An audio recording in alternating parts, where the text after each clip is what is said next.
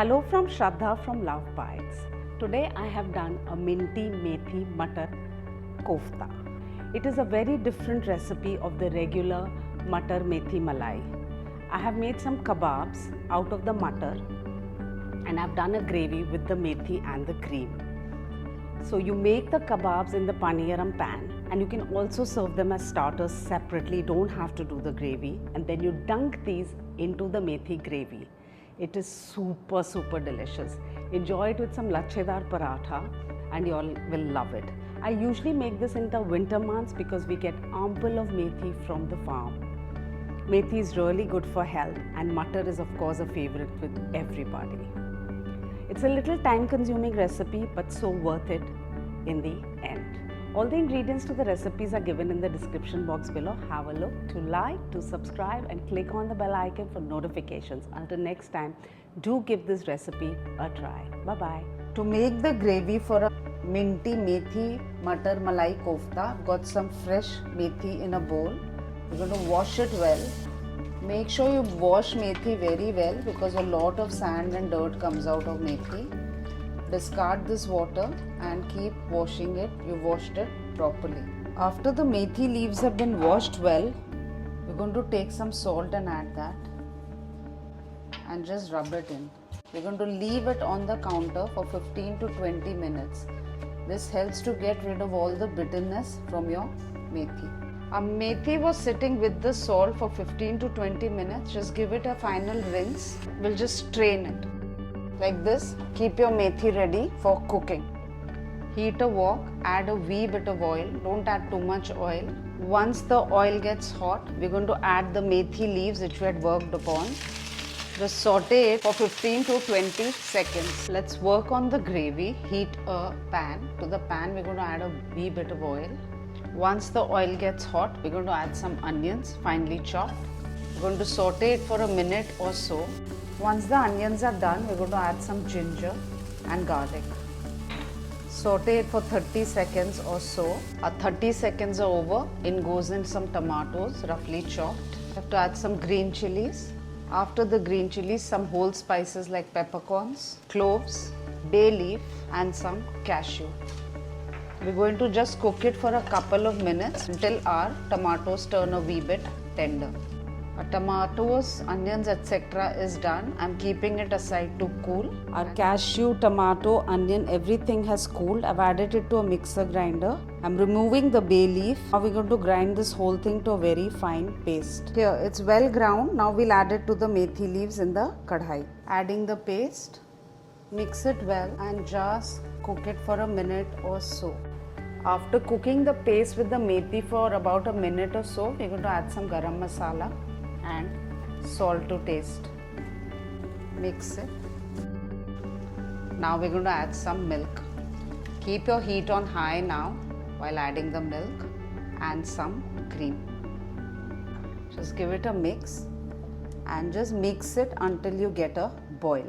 Once it comes to a boil, we'll add some sugar. I'm adding raw sugar. You can add regular sugar too. A bit of cardamom powder, amchur or mango powder, fresh mint leaves chopped, and we're going to just give it a mix. Keep your heat on high just for that one boil so the mango powder doesn't curdle your milk products. Once everything's come to a boil, mixed well together, taste. If you need to add more salt, do that.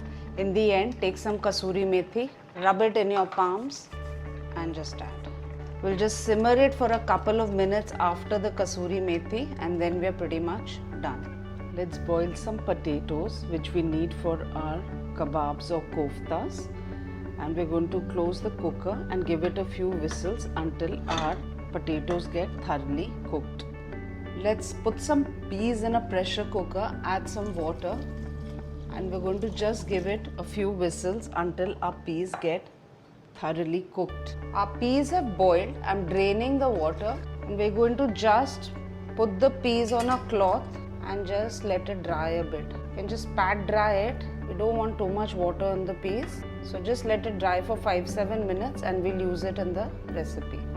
Our peas were drying on the towel for a bit. I've put them in a mixer grinder. I'm just going to pulse it. Do not make it too smooth, just a pulse. Here our peas are done. I'm going to take it out in a bowl and keep it aside for now.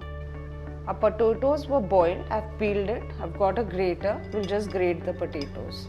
Like this, grate your potato and keep it aside. Let's cook our kebabs or koftas. Heat a pan. To that, add a wee bit of oil. Once the oil gets hot, we're going to add some fennel seeds or saw. Just saute it for 30 seconds or so, not more. To this, we're going to add some ginger chili paste. A quick saute. In about 30 to 40 seconds, we'll add the peas which we had boiled and mashed. Mango powder or amchur. A bit of pepper powder. Salt to taste. Just mix it. Potatoes which we had boiled and grated, and some cottage cheese or paneer which I have grated. You can get the cottage cheese from the market or make it at home, either works. We'll just mix it well and make sure it's a homogeneous mix. Keep your heat on low and do this. After it's well mixed, taste it. If you need to adjust the salt, any of the seasonings like pepper, chili, mango powder, do that. Switch off the flame, and then we're going to add some mint leaves of pudina finely chopped and some kasuri methi. Take it in your palm, rub it and add. It releases all the beautiful smells. I'm going to give it a good mix. Here, it's well mixed. I've tasted it. Everything's perfect. I'm just going to wait for it to cool before we form it into small balls. Once it's cooled, take a bit and just form balls. Make sure you form the size according to the appe pan cavity and make balls like this and keep it aside. Take some flaxseed meal in a bowl. To that you're going to add some warm water and just make a slurry. After you form the slurry, we'll take some corn flour first, then we'll dip it in the slurry and then breadcrumbs. So just keep this ready. So take the ball, just roll it in some corn flour, drop off the excess, roll it in the flaxseed meal slurry. After that, take some breadcrumbs or panko and roll it in that. Like this, do the coating and keep it aside. Here, all my koftas or kebabs have been coated well and they are waiting for the appe pan to be heated, and then they are going to get cooked. Heat your appe pans, just coat it lightly with some oil with a brush. Take your haryali kebab or koftas and put it in here. Take a bit of oil and just put it in the cavity. Now we're going to just let it get crisp on one side before we turn it around. Let's check if it's cooked on one side. It's done, so let's flip it over. Like this, we're going to flip all of them over which are done. Be careful while doing this, don't burn your hands. If you flipped it around, just add a wee bit of oil for the other side too. So this is very time consuming for sure, but it's healthier, and you can also bake it if you want, and of course you can fry it. Let's check if the other side is cooked. It's done. So like this, do all the kebabs or koftas and keep it aside for now.